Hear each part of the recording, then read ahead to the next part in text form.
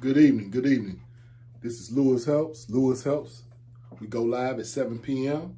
We're on YouTube now, YouTube exclusively. So this channel is about community. This channel is about family. This channel is about knowledge.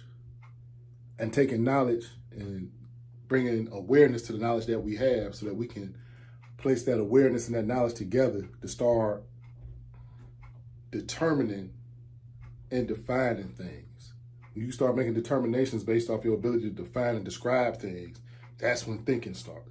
And the hope of the channel is to bring forth a family and community gathered around books, gathered around knowledge, gathered around love, gathered around thinking about the future of our children and how we're going to raise them and the type of thoughts that we're going to implant into their minds.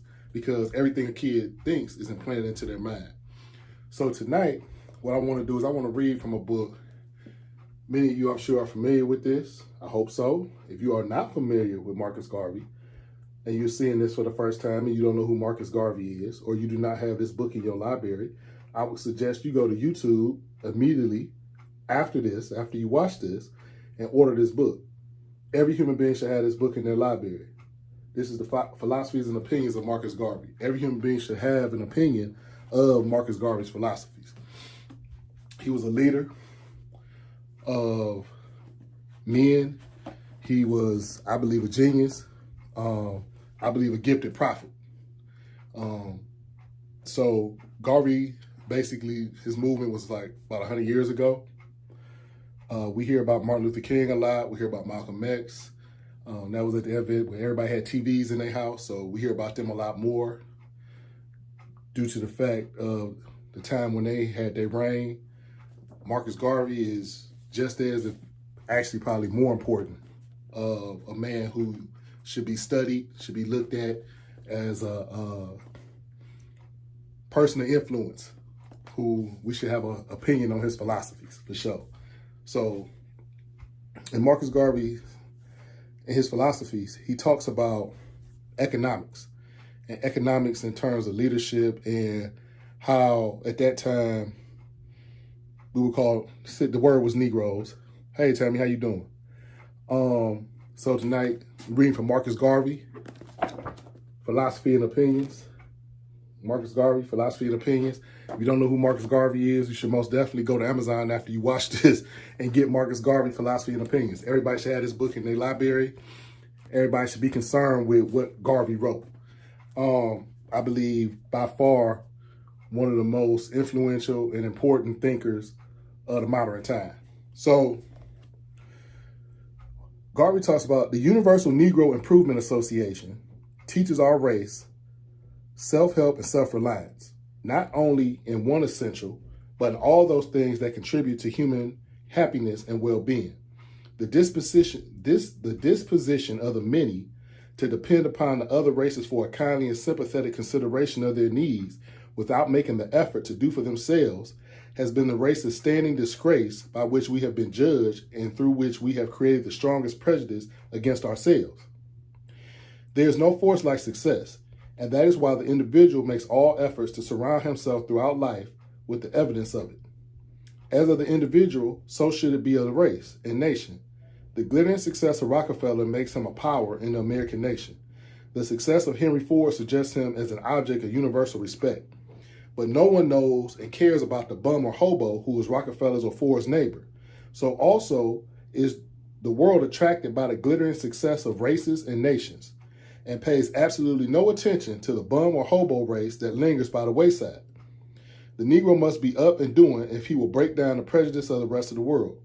Prayer alone is not going to improve our condition, nor the policy of watchful waiting. We must strike out for ourselves in the course of material achievement, and by our own effort and energy present to the world those forces by which the progress of man is judged. So Garvey, this was 100 years ago. This is very important. Hey, Miss Lola, how you doing?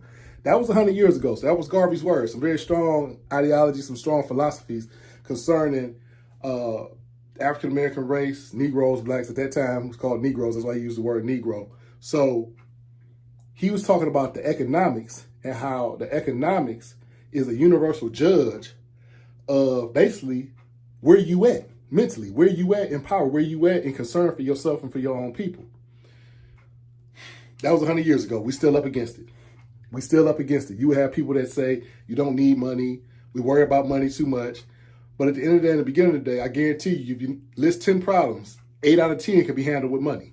Money would change 8 out of 10 of them, guaranteed. So what I want to talk about is not so much the money.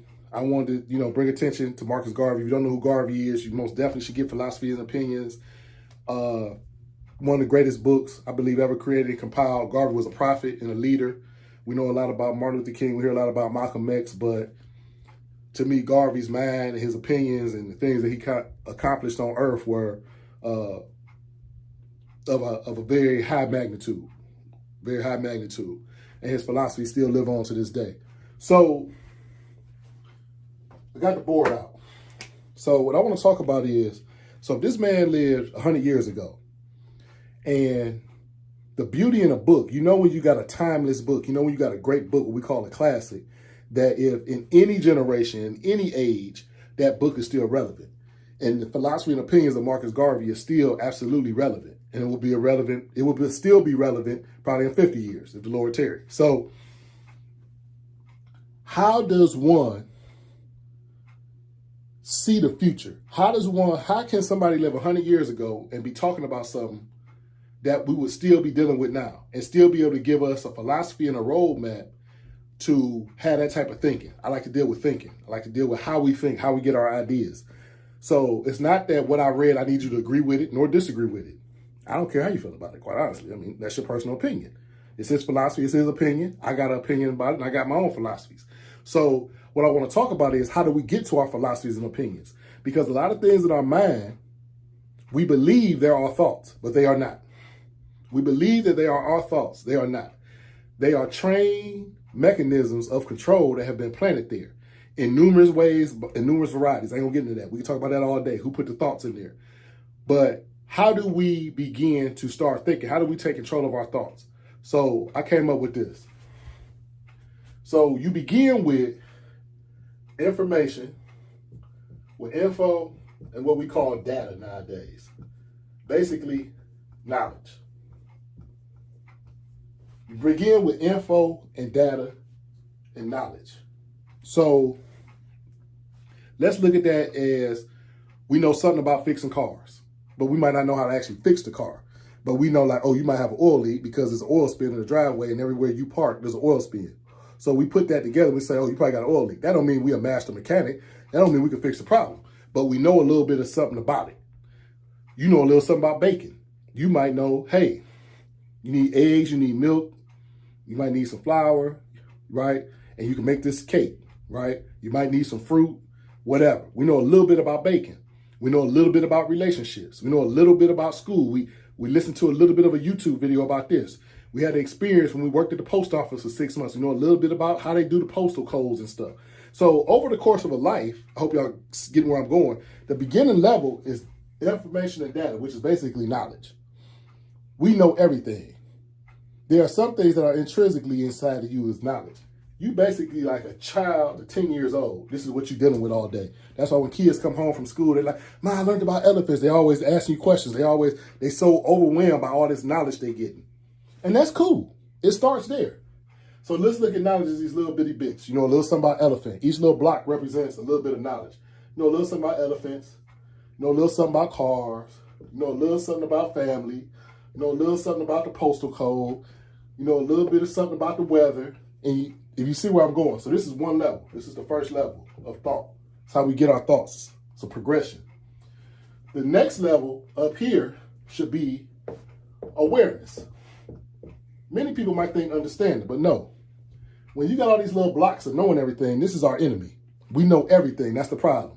That's why when you talk to somebody and you try to express to them a way of thinking, when you try to express to them a point, it's hard to get through because everybody know everything. Because as soon as I start talking, and if you got one of these little blocks checked off in your mind, that, oh, I heard that before. I know that. I know that. So we don't know nothing. Knowing is our enemy. We think the info and data we got, that knowledge is equal to something. Knowledge has no value at all on its own. Zero. Absolutely none. The next level of thinking is awareness. when you have a communication, what happens is somebody's probably trying to make you aware of something, to either challenge a thought, plant a thought, build onto a thought, right? Or express an emotion or feeling towards action, towards doing something, towards thinking something, towards building something. That's what communication should be. And communication leads us to awareness. It's the reason why we like YouTube videos. It's the reason why we like to read books. Most of the time, it's just awareness. All I can do right now is bring awareness in this short time. I can't train you. I can't build this up. It's a lifetime of learning to actually master something. I'm bringing awareness to a certain topic right now. That's happening most of the time. This is like teenage stuff. Teenagers have awareness. They know a whole bunch of little bitty stuff and they get awareness. That's why it's so hard to talk to them. They think they know every doggone thing. The problem with this is this. This is great. This is the natural progression of thought. 90% of human beings get stuck right here. It's shameful when you're 30, you're 40, you're 50, and you stuck between awareness and knowledge. And you know it. You know them people. You might be that person. You might be that person that know everything, but life keep kicking your butt. Ain't nothing working for you. Ain't no good outcomes. Everything you do is messed up. Everything you do, you make the wrong decision. You keep making the wrong decision over and over again, but you know everything. That means you are stuck between awareness and knowledge. You are stuck in the mind of a teenager. You might be in the body of a 30, 40, 50-year-old, but you are stuck in the mindset of a teenager. So once you climb to the higher level, this is the lowest level. This is the level that the majority of human beings are stuck on. The next level, which is the level where we start solving problems and we start understanding what all the knowledge and awareness is for. So you have knowledge, you have awareness, right? The knowledge and awareness to start making you want to define and describe.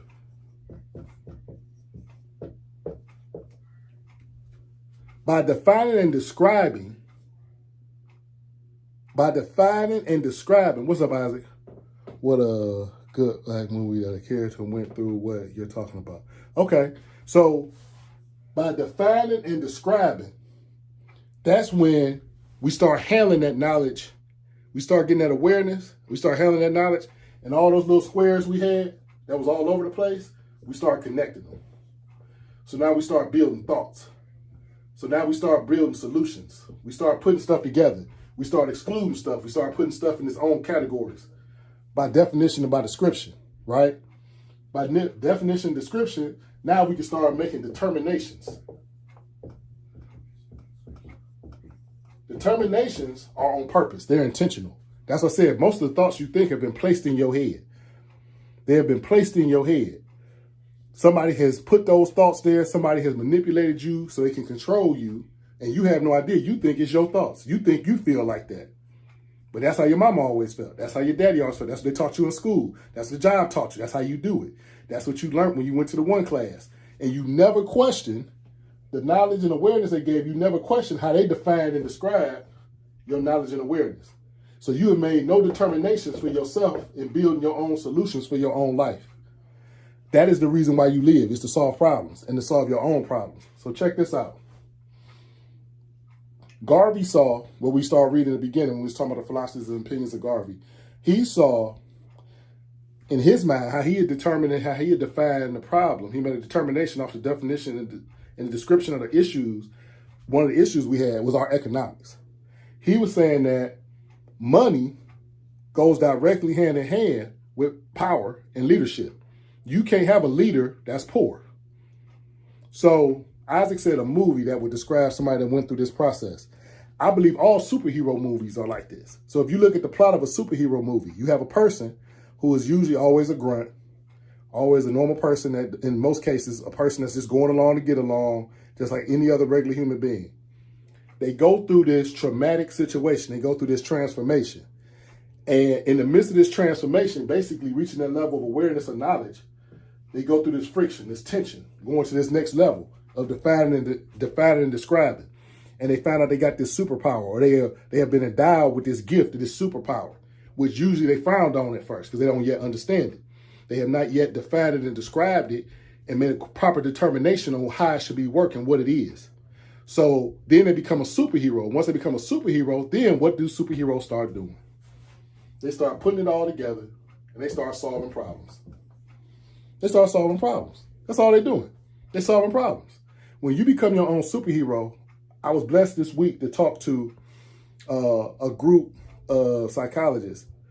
Mary Bar Halperin, who a lot of y'all that know me might know, she created a book about the dog that became a superhero. The dog had suffered some traumatic situations, and the book is called Becoming a Superhero.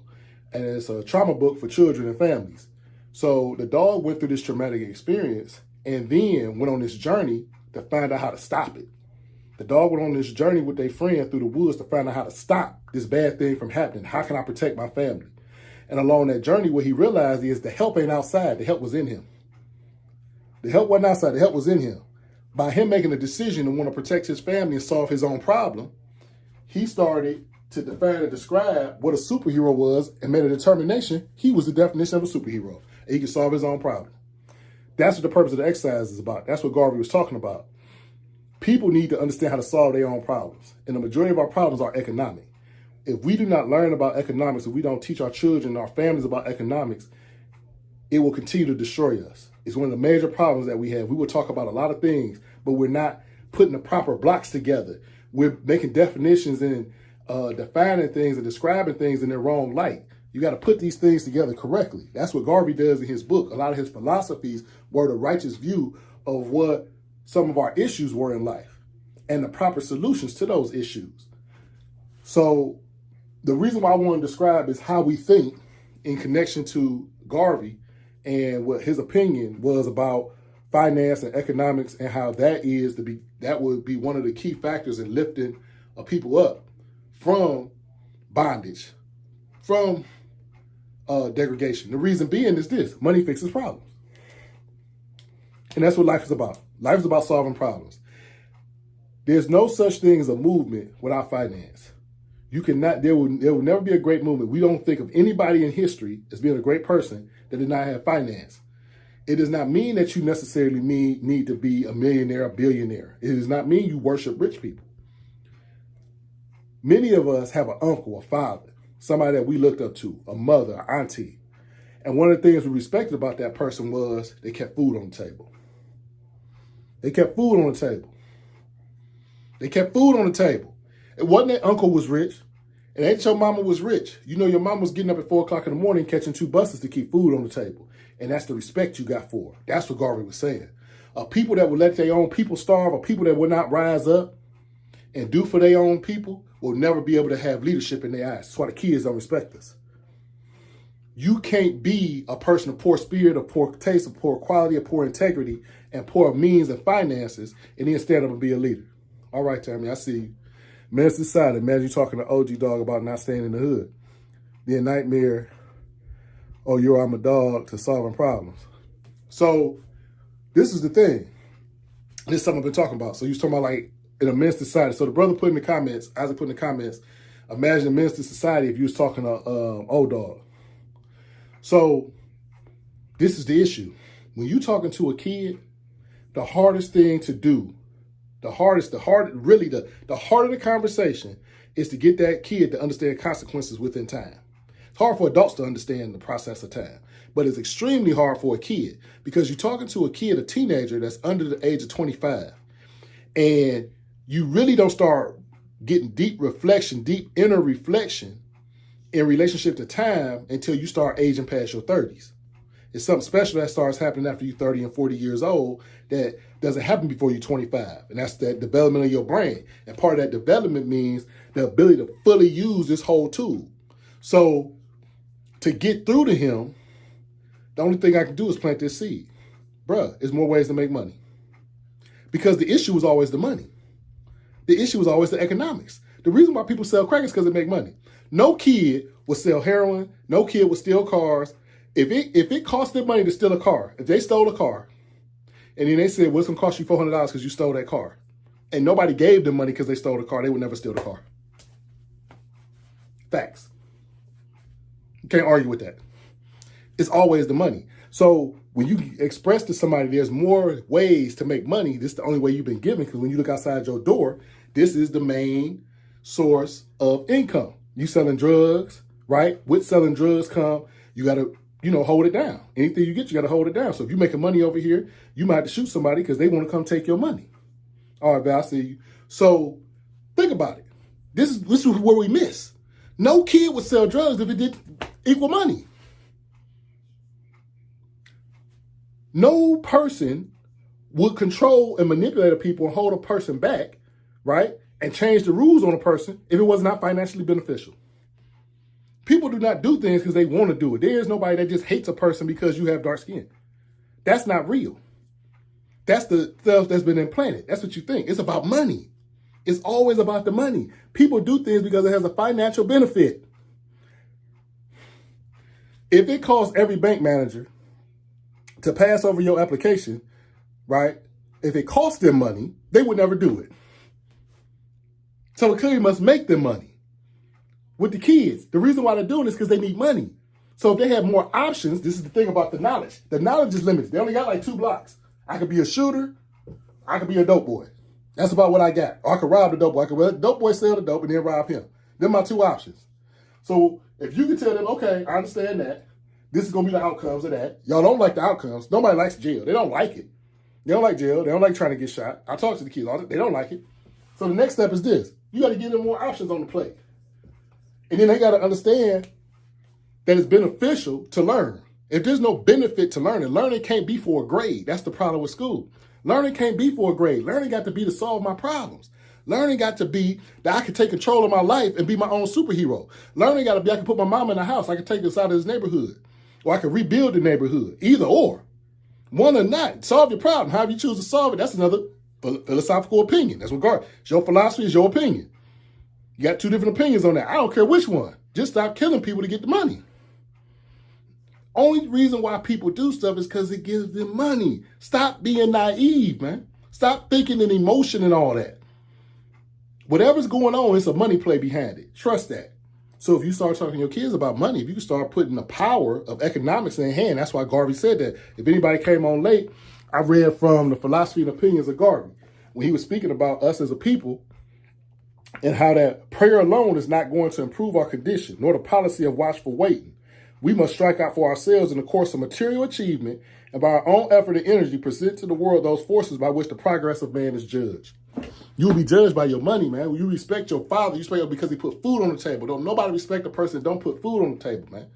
As a parent, good, bad, or ugly, that's what you're respected about them. And to the level that you can provide the means for your own neighborhood, for your own community, that's what you're going to be judged by as a leader. That's what we miss. So if I'm talking to the kids, I'm talking to them about money.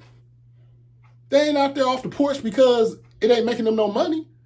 Shit, they can go steal a couple cars, rob somebody or something, get $800 in their pocket and go play video games. And they cool.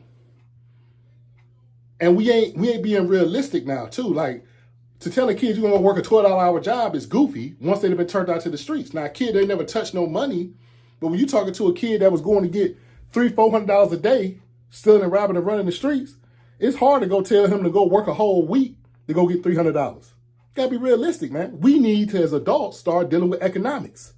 We need to start dealing with economics and start putting plays down so that we got places to plug these kids into, right? And when I say plug them, I'm talking about their mind. Plug their mind into something that's going to lead to something. And stop telling them this stupid stuff from 200 years ago, 300 years ago, that never worked for us. To go be a slave, to go get a good grade. Ain't no grade going to pay no bill. So I hope this blessed y'all. Hope y'all can replay it. If anybody has not heard of Marcus Garvey, it's no shame. But you should most definitely go on Amazon right now and go order Philosophy and Opinions of Marcus Garvey and start reading it. One of the most powerful men that have lived, one of the most influential philosophy and opinions, in my opinion. And it's somebody that you should most definitely have an opinion on, whether you agree or disagree. You should have an opinion on the works of Marcus Garvey. So I love y'all, love yourself. We exclusively on YouTube now on Sundays. All right, Tammy. All right, y'all. Peace. Thank y'all for joining. Go to lewishelps.com too and register. We got the book clubs coming up this month and some offerings that's going to be coming up this month. All right, peace.